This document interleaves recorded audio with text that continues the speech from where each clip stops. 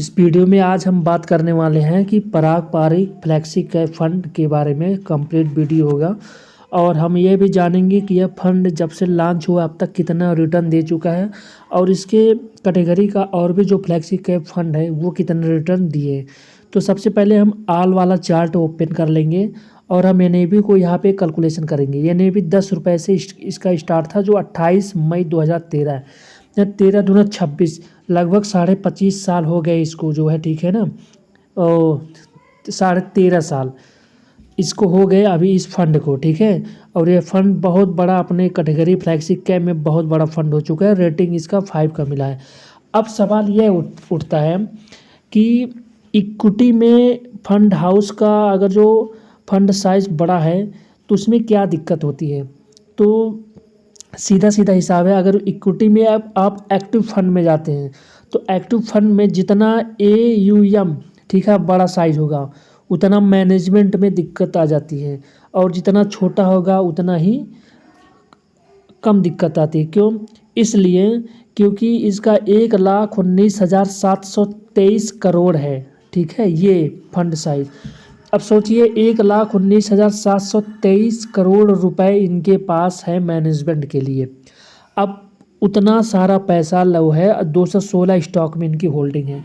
तो पहले कम यूनियन था तो होल्डिंग भी बहुत कम थी। तो इस वीडियो को ध्यान से सुनिएगा, चैनल को लाइक शेयर सब्सक्राइब कीजिएगा, आपको भी समझ में आ जाएगा हमको हर कैटेगरी की स्मॉल कैप मिड कैप में कहाँ पे एंट्री लेना है और कौन से फंड में इन्वेस्ट करना है। क्योंकि इतना मैं सिंपल है, आपको वीडियो बना के दिखा दूंगा, आप खुद कैलकुलेशन कर लेंगे, कोई भ्रम वाली बात नहीं रहेगी। अभी यही चीज़ इसी का उल्टा है इंडेक्स में। जब आप इंडेक्स में जाते हो तो आपका ये एमएम से फंड साइज से कोई फ़र्क लेने देने वाला नहीं। क्योंकि आप इंडेक्स में जाते हो तो इंडेक्स में अगर जो आप किसी भी तरह की मिड स्मॉल कैप, आपने स्मॉल कैप में गया तो स्मॉल कैप 250 हो गया और एक स्मॉल कैप 100 के इंडेक्स है। अब इसमें चाहे 1 करोड़ फंड हाउस हो या 1 लाख हो या 10 लाख करोड़ हो, वो टोटल पैसा इसी 100 स्टॉक में रहेगा। और 250 वाले में जाते तो 250 में रहेगा। अब सवाल क्या उठता है, अब मान लीजिए हम स्मॉल कैप में गए तो स्मॉल कैप का टोटल बास्केट आपका 250 रुपये 250 स्टॉक हो गए। अब एक्टिव फंड में जब आप पैसा डालेंगे तो एक्टिव फंड क्या करेगा, उन 250 स्टॉक में से आपका कुछ 50 स्टॉक सिलेक्शन करेगा जो मोमेंटम वाले होते हैं, जो अच्छा खासा रिटर्न देंगे। उसके बाद अगर जो फंड साइज और बढ़ता है तो उनको इसको प्लस करना पड़ेगा, उनको जो है अपनी होल्डिंग बढ़ाना पड़ेगा। तो 50 स्टॉक मान लीजिए मोमेंटम वाले निकल गए, अब आपका बचा 200 स्टॉक। अब 200 में से फिर 50 को वेरीफाइड करेंगे और वो आपका टोटल हो जाएगा 150 स्टॉक हो जाएगा। तो उनके पास समस्या आ जाती है क्योंकि 10% से ज़्यादा आप किसी भी स्टॉक में होल्डिंग नहीं कर पाएंगे। ये ऐसा म्यूचुअल फंड AMC पर ये रेगुलेशन सेबी द्वारा लागू हो चुका है। तो उनके पास मजबूरी आ जाएगी, जो अंडर परफॉर्म स्टॉक है, जो कम चल रहे हैं, उनको सिलेक्ट करना पड़ेगा। फिर अचानक फंड हाउस में पैसा अधिक आया, बढ़ गया, तो उनको 50 स्टॉक फिर प्लस और ऐड करना पड़ेगा। तो उनका टोटल हो जाएगा 200 स्टॉक हो जाएगा। अब 200 स्टॉक हो जाएगा। अब मजबूरी यह है फंड मैनेजर के पास कि 50 तो बहुत तेज़ी से ग्रो कर रहे हैं, अब बचा 200 में से उनको भी 50 और ऐड करना पड़ेगा और पैसा आ गया तो और ऐड करना पड़ेगा, टोटल 100, यानी ये टोटल मिलकर 150 हो जाएगी। तो लगभग रिटर्न में आपका कुछ भी देखने को नहीं मिलेगा, रिटर्न आपका कम हो जाएगा। और एक्सपेंस रेशियो को हम चेक करेंगे तो एक्सपेंस रेशियो एक्टिव फंड का ज़्यादा होता है, मतलब 0.63। लगभग आपने 1 लाख रुपए इन्वेस्ट किए तो 1 लाख का आप 0.63 हम निकाल के आपको दिखाने वाले कि कितना पैसा साल का आपका जाता है। हमने 1 लाख कर दिया, प्लस हमने 0.63 करके परसेंटेज निकाला, 623 रुपया आ गया आपका।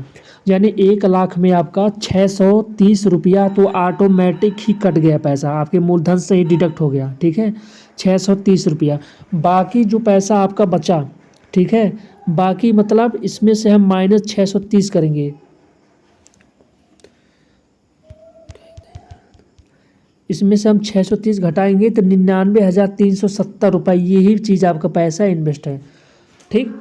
फिर अगले साल अगर जो एक्सपेंस रेशियो सेम रहा तब तो ठीक है, अगर जो बढ़ा तब आपका पैसा और घटेगा। क्योंकि ये पैसा ऑलरेडी तो जो भी रिटर्न उठा के देने वाले 12-13% जो भी फंड हाउस से रिटर्न मिलते हैं उसमें से जब आपका कैपिटल बढ़ जाता है, मान लो 1 लाख का 12% मिला तो 1,12,000 हो गया आपका, ठीक। तो 1,12,000 आपका जब ये हो गया तो अब 1,12,000 पे 0.63% आपका निकल जाएगा ये साल का, फिर उतना पैसा डिडक्ट होके फिर इन्वेस्ट होगा। अब हम देखेंगे ये कितना रिटर्न दिया। अब हम NAV को यहाँ पे ट्रैक करेंगे। NAV आपका 10 रुपये से स्टार्ट थी और NAV आपका लगभग गिर के आपका 95 हो गया। अब ये म्यूचुअल फंड में क्या होती है, अगर कोई NAV पे 10 रुपये पे आपका स्टार्ट होता है और NAV अचानक बढ़ के 20 रुपये हो जाती है, ठीक, 10 और ऐड के 20 रुपये, तो पैसा डबल हो जाता है। कहने का मतलब 10 रुपये का NAV है, 1 साल का अगर हमने होराइजन लिया तो 1 साल में अगर वो 1% बढ़ा तो जानिए आपका वो हो जाएगा 10% बढ़ा NAV आपका। अगर जो वो चीज़ आपका NAV बढ़ के फिर 12 रुपये हो जाती है तो जानिए आपका ये चीज़ 20% हुआ।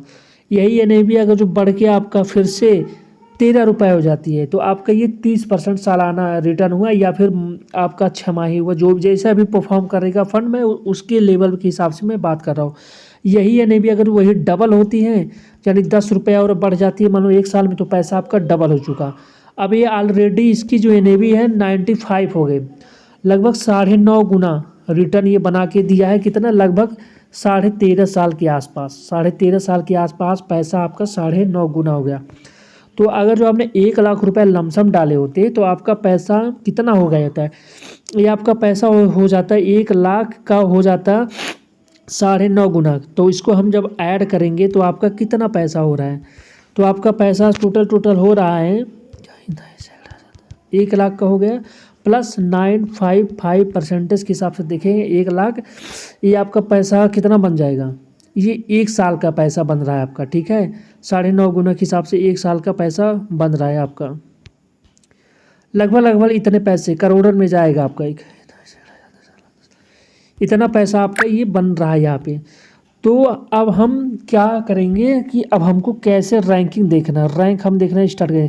जैसे जैसे फंड हाउस बढ़ेगा, ठीक है, ठीक उसी प्रकार ये जो है, अब इसका NAV डाउन हुआ है तो इसमें 848 ओवरऑल जब से ये रिटर्न दिया 848, लगभग ये NAV के हिसाब से मैं कैलकुलेशन करूँ, ये अपडेट नहीं हुआ तो 9.5 गुना भी ये रिटर्न दे चुका है, आपका पैसा 9.5 गुना बढ़ गया होता।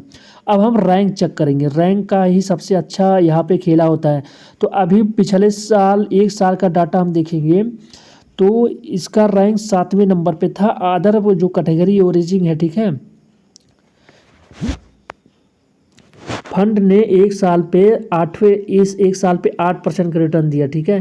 तो रैंकिंग के हिसाब से देखेंगे 7वें नंबर पे आता है, लेकिन वही सेम फंड हो सकता है जो कोई फर्स्ट पे लाएगा, कोई सेकंड पे लाएगा, तो उसको हम कैसे ट्रैक करेंगे। तो उसको ट्रैक करने के लिए हमको सबसे पहले यहाँ पे जाना होगा और हम नीचे यहाँ पे जाएंगे, ठीक है।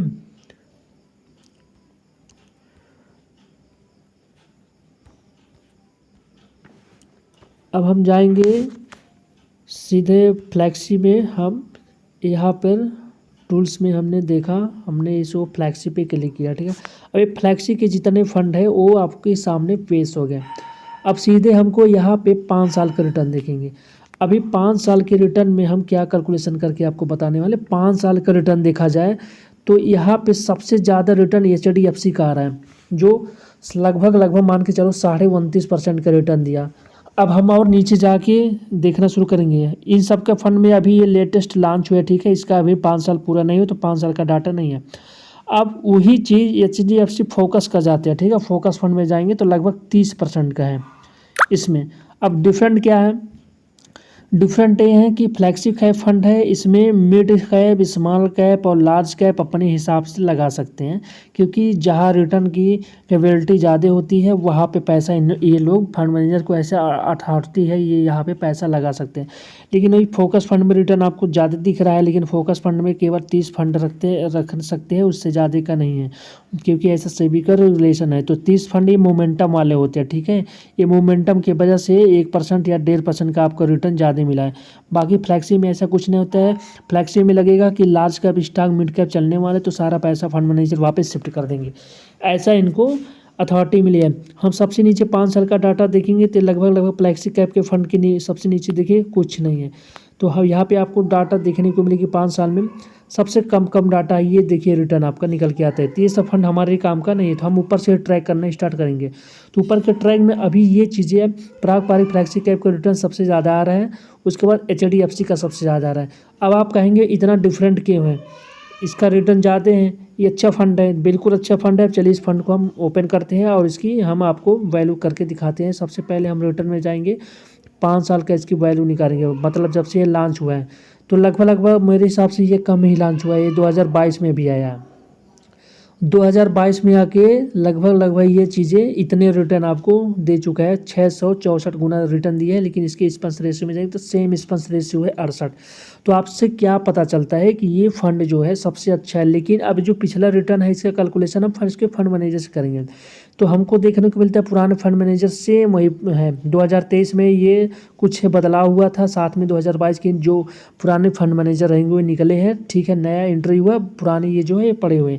तो हमको क्या समझ में आया, अब इसी को हम कंपेयर करके देखते हैं कि किसका रिटर्न ज़्यादा है। अब मेरे हिसाब से HDFC का जो फ्लैक्सी कैप फंड है उसका रिटर्न सबसे ज़्यादा आया होगा। तो हम कंपेयर करने की कोशिश करके आपको लाइव दिखा रहे हैं, आप देखिए वीडियो के साथ बने रहे, ठीक है। अब हम इसमें लिखेंगे पारंपरिक फ्लैक्सी कैप फंड, ये ओपन हो चुका है। हम HDFC में लिखेंगे, इसमें HDFC फ्लैक्सी कैप, ठीक, ये दोनों चार्ट ओपन हो चुका है। अब यहाँ पे समझ में आ रहा होगा कि जो ग्रीन लाइन बनी है वो पारंपरिक है, जो नीले लाइन की है वो HDFC का। अब सीधे हम 5 साल के चार्ट पे ले जाएंगे। अब 5 साल की चार्ट पे आपको क्या दिख रहा है, गौर से देखिए। 5 साल की चार्ट में देखेंगे तो HDFC का जो फ्लैक्सी कैप फंड है ये पारंपरिक को कंसिडर करके बहुत अच्छे से बीट करके आगे निकल चुका है। तो ज़्यादा ही इसका जो है चर्निंग और रिटर्न के मामले में सबसे ज़्यादा बेस्ट है। नीचे रिटर्न में हम जाएंगे, रिटर्न में हम कैलकुलेशन करके यहाँ पे दिखाएंगे हर साल क्या क्या इसका हुआ। तो जब से यह फंड लॉन्च हुआ है, ठीक है, पारंपरिक का दिखा रहा है कि 19 के हिसाब से 17.2 के हिसाब से दिया है लगभग लास्ट में आके। लेकिन 5 साल का रिटर्न इसमें 23 दिया है, इसमें 29 दिया है। यही 3 साल में देखिए हमेशा इसको बीट किया है। 1 साल के में रेशियो देखेंगे तो हमेशा इसको बीट किया है। लेकिन इसका क्या है, इसका मतलब क्या है कि सिंस इसके मतलब होता है कि जब से यह फंड लॉन्च हुआ है तब से इसकी रिटर्न देने की कैपेबिलिटी कितनी है। तो इसकी रिटर्न 17.02 है, इसका 19.9, लगभग 1 पॉइंट का 20%। तो इसको मान के इसको हम मानेंगे तो 19 लगभग 20%, इसको 17.2% के हिसाब से ये कंसिस्ट रिटर्न देने की कोशिश की है और आगे भी ऐसे परफॉर्म करेगा। अब डिफरेंट यहाँ पे आपके सामने ये चीज़ें आती है कि इतना अंतर क्यों। इतना अंतर इसलिए क्योंकि इसमें जो होल्डिंग है ना पारंपरिक में, ये आपका US का स्टॉक है। तो US स्टॉक अच्छा परफॉर्म करेंगे तो हमारे यहाँ का, अगर जो कम परफॉर्म करते हैं तो इसका रिटर्न थोड़ा ज़्यादा आता है। इसमें इंडियन स्टॉक मार्केट में इन्वेस्टेड है तो वो मार्केट के ऊपर डिपेंड करता है। लेकिन अगर 5 साल के होराइजन के नज़रिए से देखा जाए तो सबसे अच्छा रिटर्न यही देने वाला है। तो मेरे हिसाब से इस फंड में मैं कंसीडर आपको नहीं करता कि इस फंड में आप लोग पैसा इन्वेस्ट करें, क्योंकि इसमें अधिकतर US का होल्डिंग है। तो US में जाना तो आप सीधे NASDAQ 100 या S&P 500 में इन्वेस्ट कर सकते हैं, पूरा पैसा आपका US मार्केट में रहेगा। अब इसमें होल्डिंग मैं आपको थोड़ा सा दिखा देता हूँ। यहाँ पे देखिए इक्विटी है, अब यहाँ से आपका फॉरेन इक्विटी में पैसा इन्वेस्ट होना शुरू हो गया। यहाँ से देखिए ये फॉरेन का पैसा इन्वेस्ट अल्फ़ाबेट में, ये भी आपका NASDAQ में आएगा, ठीक है, ये भी आपका NASDAQ में आएगा। माइक्रोसॉफ्ट भी आपका, अमेजोन भी, ये भी NASDAQ में आना शुरू कर देगा। तो ये स्टॉक तो आप सीधे वहाँ पे जाइए, वहाँ से अच्छा रिटर्न लाइए। इससे आपके फंड में कोई फ़र्क नहीं पड़ेगा, क्योंकि अगर मान लीजिए US के स्टॉक गिरते हैं तो आपका फ्लैक्सी का फंड परफॉर्म करेगा। US का स्टॉक चलता है, यहाँ का गिरता है तो ये फंड परफॉर्म नहीं करेगा। तो इसी तरह से अगर आप इसका होल्डिंग अगर आप दोनों US में और यहाँ के इंडियन स्टॉक मार्केट में दोनों में इन्वेस्ट रहेगा तो दिक्कत हो सकती है इस फंड में। इसलिए यह फंड जो है परफॉर्म करना बंद कर दिया है। और देखिए इसकी नेवी कहाँ से कहाँ चार्ट था, कहाँ से कहाँ गिरी। अभी ये जो है अपने सपोर्ट लेवल से लेके रेजिस्टेंस को ब्रेक नहीं कर पाया, मतलब ज़्यादा अपन हाई नहीं लगा पाया। अभी इसी के अंदर एक कंसोर्ट करा है। इसका कारण है फंड हाउस साइज़ का बढ़ना। फंड हाउस साइज इतना बढ़ जाएगा, लिमिट स्टॉक में पैसा लगाने के लिए अथॉरिटी हैं, तो मामला यही होता है कि पैसा कहाँ इन्वेस्ट करें। तो फ्लैक्सी कैप फंड में मैंने आपको बता दिया, अब ज़्यादा मैं इसका कैलकुलेशन नहीं करने वाला हूँ। आपका अगर फ्लैक्सी कैप में जाना है तो मेरे हिसाब से HDFC का सबसे बेस्ट फ्लैक्सी कैप फंड है। आपका एक सूटेबल एक्सपेंस रेशियो है, 1 साल का लॉक इन है और अच्छा खासा रिटर्न बना के इसने अपने इन्वेस्टर को दिया है। लगभग 2022 में इसका आया था नवंबर, मतलब इसका आप मान के चलिए कि 18 डेढ़ महीने मान के चलिए बीत गया। ये 25/4 ये चीज़ें हो गया लगभग इसका। आप ओवरऑल 22, 23, 24, 25 ये भी बीतना लगभग 3 साढ़े 3 साल का, 3 साल क्या, 3 साल 2 महीने में ये बहुत अच्छा रिटर्न दिया। आप सोचिए 3 साल 2 महीने में आपका पैसा लगभग 6.5 गुना से ऊपर हो चुका है, 6.5 गुना से ऊपर जा रहा है। अब सोचिए यही साल अगर जो आपने 13 साल इसमें बिताया तो आपका पैसा कहाँ जा सकता है, डिपेंड करता है फंड मैनेजर के ऊपर। अगर ये फंड मैनेजर सेम बने रहते हैं तो ऐसे उम्मीद है कोई नया आता हो सकता है इनसे बेहतर रिटर्न उठा के दे दे। बस डिफरेंट इन्हीं के ऊपर कहता है। ये चेंज हुआ तो थोड़ा रिस्की हो जाता है, अगर ये पुराने ही रहे तो थोड़ा सूटेबल होता है। और इसका मतलब ये नहीं कि फंड मैनेजर चेंज हो गया तो रिटर्न में कोई दिक्कत आ जाएगी। हो सकता है कुछ नए फंड मैनेजर है इनसे अच्छा बेहतर परफॉर्म करके दिखा दें। कैसे क्वांट का म्यूचुअल फंड सबसे टॉप माना जाता है, लेकिन क्वांट का म्यूचुअल फंड इस समय बहुत फ्लॉप चल रहा है। किसी भी फंड में क्वांट में देखिए आपको कोई रिटर्न नहीं मिलने वाला। तो वीडियो केवल इतना ही। तब चैनल के साथ बने लगे, लाइक शेयर, चैनल को सब्सक्राइब कीजिएगा तो आने वाले समय में आपको नए नए वीडियो देखने को मिल जाएंगे।